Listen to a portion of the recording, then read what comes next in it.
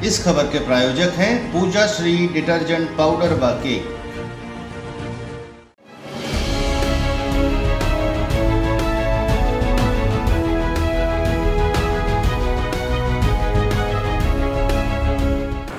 नमस्कार, मैं हूं केशव तिवारी और अलग अंदाज में ही रहती हैं खबरें हमारी। धर्म के नाम पर लूट करने वाले बाबाओं की संख्या हिंदुस्तान में कम नहीं है।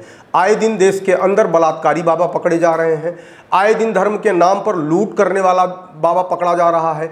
लेकिन हिंदुस्तान के लोगों की धर्म में इतनी आस्था है कि उन्हें कोई भी बाबा आसानी से धर्म कर्म के नाम पर लूट लेता है। देश के अंदर जब से आचार्य धीरेन्द्र कृष्ण शास्त्री पर्चा निकाल कर फेमस हुए हैं, तब से कुछ ऐसे बाबा भी हैं जिन्हें उतनी सिद्धि नहीं है, फिर भी वह धीरेन्द्र कृष्ण शास्त्री की नकल करने की कोशिश करके रातों रात न सिर्फ अमीर बनने की ख्वाहिश रखते हैं, बल्कि सुर्खियां भी बटोरना चाहते हैं। ऐसी ही कोशिश सतना जिले के आदर्श कृष्ण शास्त्री ने भी की। आदर्श कृष्ण शास्त्री सतना जिले के सहिजना के रहने वाले हैं। पहले इन्होंने बिरसिंहपुर के पास बिरहना में अपना चबूतरा लगाया, पर्चे खोले, फिर उसके बाद बदखर में इनने अपना चबूतरा लगाया। जब इन दोनों जगह से क्षेत्रीय लोगों ने बाबा को खदेड़ा तो बाबा तिहाई जा पहुंचा, लेकिन तिहाई में भी इस बाबा की दाल बहुत दिन तक नहीं गल पाई। तिहाई में पत्रकार पुष्पराज त्रिपाठी ने इस बाबा को खदेड़ दिया। तिहाई में तो इस बाबा को पीटने की भी तैयारी थी, लेकिन कुछ भद्र पुरुषों की समझाइश के बाद बाबा पिटने से बच गया।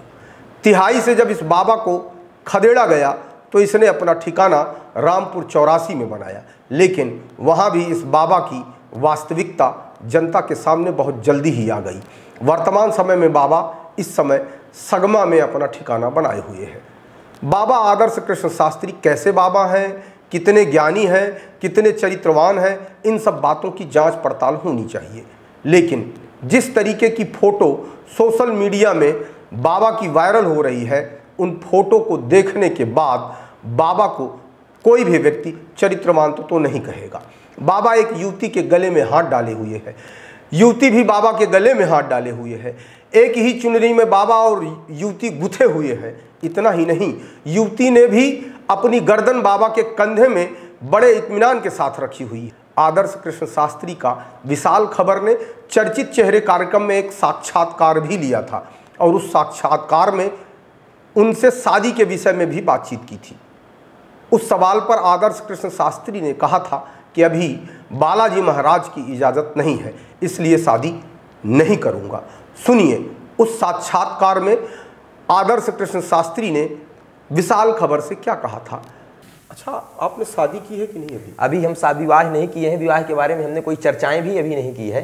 तो आप भविष्य में माने विवाह करेंगे या नहीं करेंगे? अब गुरु आदेश, माता पिताजी का आदेश, क्योंकि ना तो हम कोई महात्मा है, ना कोई संत है, ना तो हमने किसी महात्मा से लंगोटी ली, ना तो किसी महात्मा से हमने चमीटा लिया। इतना है कि किसी महात्माओं से दीक्षा जरूर ली है।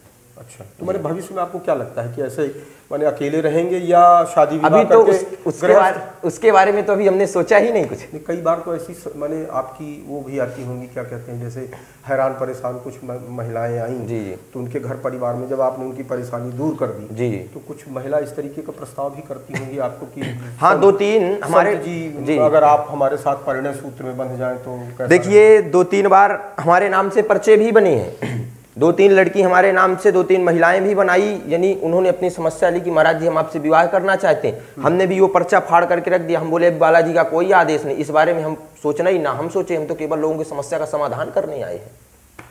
तो आपको माने आपके दिल दिमाग में कोई लड़की कोई लड़की के बारे में हमने आज तक सोचा ही नहीं। हमारे पीछे तो खूब पड़े, लेकिन हम किसी के पीछे नहीं पड़े। अच्छा, मान लीजिए कोई ये कह दे कि आप हमसे विवाह नहीं करोगे तो हम आत्महत्या कर लेंगे, तब क्या करेंगे ऐसी स्थिति में? अब उसमें गुरु जी का आदेश लेना पड़ेगा। हम उनको समझाएंगे कि देखो बेटा, बिना माता पिता के आदेश का विवाह मत करो, क्योंकि अगला व्यक्ति आएगा, हाथ में कलावा बांध करके आएगा और सिर में तिलक लगा करके आएगा, आपको ले जाएगा। लेकिन जब तक आप हमारी परीक्षा नहीं लोगे, जब तक आप कैसे हमसे विवाह कर लोगे? और हम तो बिना माता पिता के आदेश का कुछ नहीं करते। अब सवाल यह उठता है कि जब बालाजी महाराज शादी के लिए इजाज़त नहीं दे रहे थे, तो फिर युवती के साथ चुनरी में एक होने की इजाज़त बालाजी महाराज कैसे दे रहे थे? युवती से चरण छूने की इजाज़त बालाजी महाराज कैसे दे रहे थे? युवती बालाजी के बिना इजाज़त के बाबा जी के कंधे में अपना सर कैसे रखी हुई थी? अब इस फोटो को देखने के बाद आप अंदाज़ा लगाइए कि यह बाबा जी वाकई में बाबा जी हैं, या बहरूपिया बाबा है, या रंगीला बाबा है, या रोमांटिक बाबा है, या फैंटेसी बाबा है। अब इस बाबा को कौन सी संज्ञा देनी होगी? बेहतर होगा यदि दर्शक ही बताएं कि इस बाबा को क्या नाम दिया जाए। आपको हमारी खबरें कैसी लगती हैं? कमेंट बॉक्स में आके कमेंट कर सकते हैं, लाइक कर सकते हैं, शेयर कर सकते हैं, और यदि विशाल खबर की खबरें अच्छी लगती हैं तो चैनल को सब्सक्राइब करना ना भूलें।